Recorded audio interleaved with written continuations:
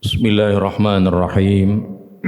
Assalamualaikum warahmatullahi wabarakatuh. Alhamdulillahilladzi an'ama alaina bi anwa'in ni'am.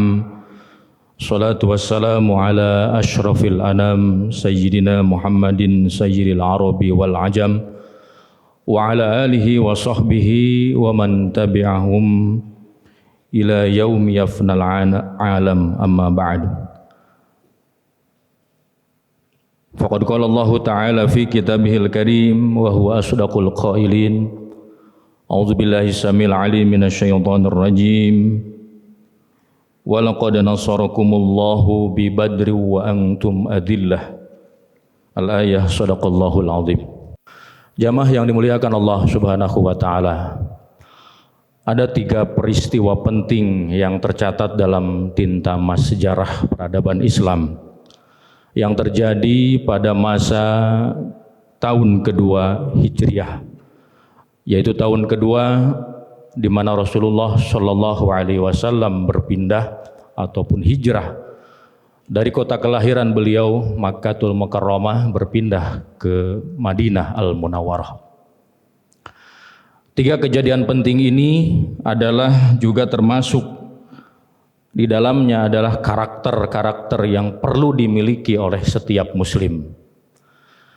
Yang pertama, pada tahun kedua Hijriah, Allah Subhanahu wa taala memerintahkan lewat lisan Rasulullah Shallallahu alaihi wasallam kepada umatnya, yakni dengan diwajibkannya puasa Ramadan.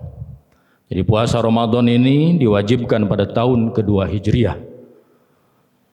Ibadah puasa Ramadan ini dengan diturunkannya perintah Allah mengenai ayat puasa yang sudah sama-sama kita hafal bersama, ayat daripada perintah ibadah puasa Ramadan ini sejatinya adalah ibadah di mana kita diperintahkan oleh Allah Subhanahu wa taala untuk menaklukkan hawa nafsu kita. Bahwa dalam Ramadan itu Allah men-setting bagaimana kegiatan-kegiatan umat Islam, umat Rasulullah SAW itu adalah bernuansa agama, di mana pintu surga dibuka selebar-lebarnya, pintu neraka ditutup serapat-rapatnya, bahkan setan dibelenggu tidak bisa berkutik. Pada saat itulah bagaimana kita bergelut, bagaimana kita berjuang dengan apa yang ada dalam diri kita. Apa itu? Kita berjuang menundukkan hawa nafsu kita. Jadi bukan berarti ketika setan dibelenggu kita terbebas, lalu kemudian nikmat beribadah. Bukan begitu faktanya. Karena fakta yang terjadi masih banyak, dan juga kita berjuang untuk datang ke tempat ini bukan sesuatu yang gampang. Betul nggak Pak? Setelah seharian kita berpuasa, kemudian kita makan, yang timbul itu bukan semangat, tapi yang timbul apa? Ngantuk. Seperti itu. Kalau kita tidak berjuang, ya, tidak berjuang bagaimana kita menundukkan hawa nafsu kita, maka posisi kita bukan di sini saat ini. Tapi kita duduk di sofa yang empuk, menonton TV, ya, sambil bersantai-santai, tidak mungkin kita ada di sini. Tapi kita berupaya menundukkan hawa nafsu kita untuk hadir di tempat ini, melaksanakan qiyam Ramadan, memakmurkan mengisi daripada ibadah Ramadan, karena kita tahu bahwa dalam diri kita ada hawa nafsu yang harus kita taklukkan. Allah menciptakan hewan, mereka hidup untuk makan. Cukup dengan dia makan, setelah itu dia memberikan ataupun menuntaskan daripada hawa nafsunya, nafsu syahwatnya, maka beranaklah dia. Setelah itu selesai.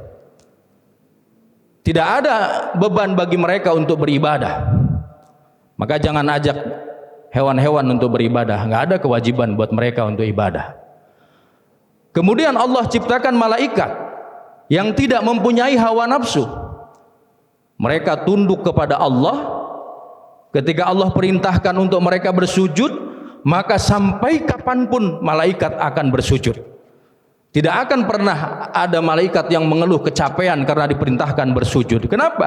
Karena mereka tidak mempunyai nafsu. Nah, manusia berada di antara keduanya.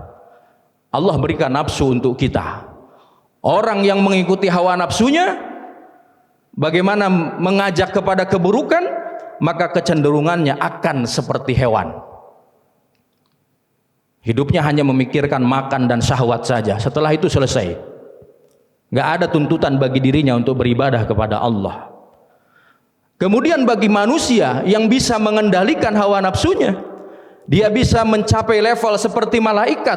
Bahkan Allah menyampaikan ketika manusia bisa mengendalikan hawa nafsunya, dia akan lebih mulia daripada malaikat. Kenapa? Karena dia bisa menundukkan daripada hawa nafsunya.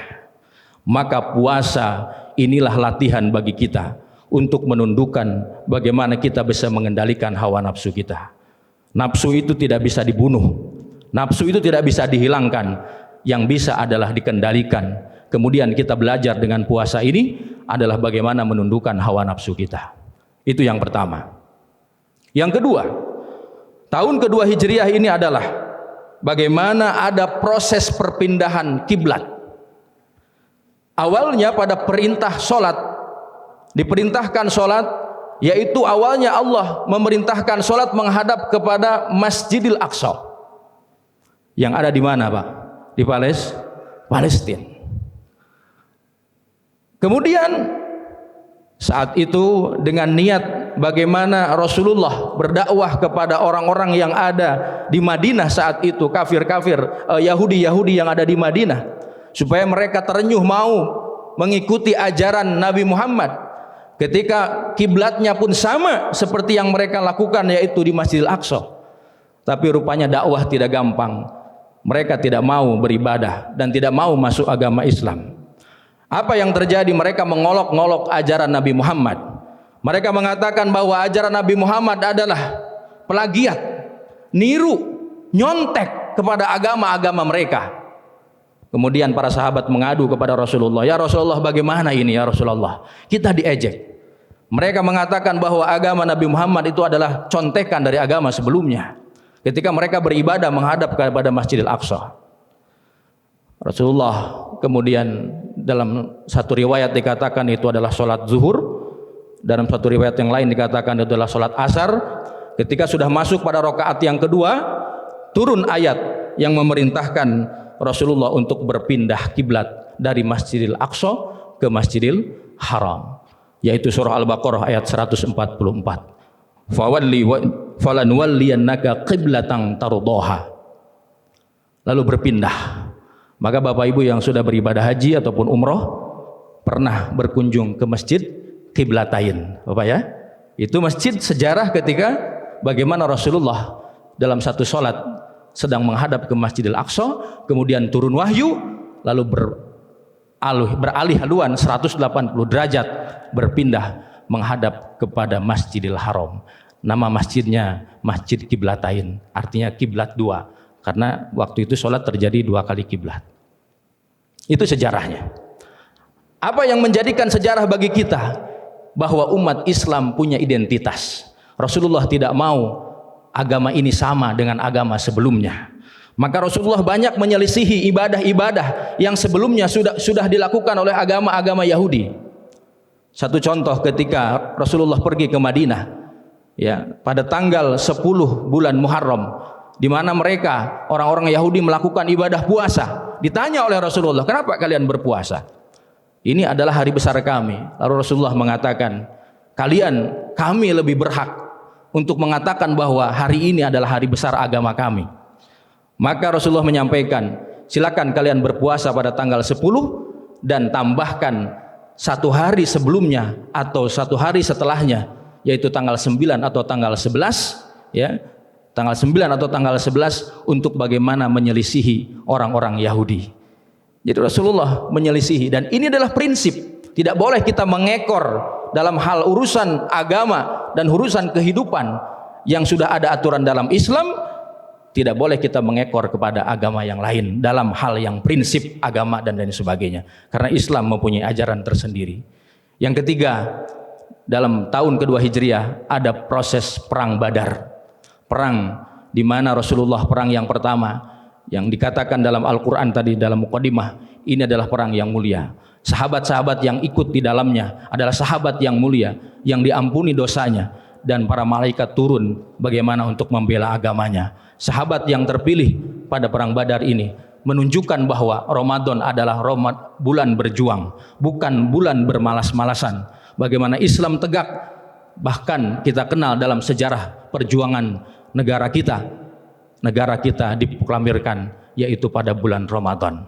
Ini adalah membuktikan bahwa Ramadan bukan bulan untuk bermalas-malasan, tapi Ramadan adalah bulan perjuangan ketika agama ini ditegakkan dengan jihad fi sabilillah. Ini yang disampaikan, mudah-mudahan bisa bermanfaat. Hadanallahu wa iyyakum ajmain. Wassalamualaikum warahmatullahi wabarakatuh.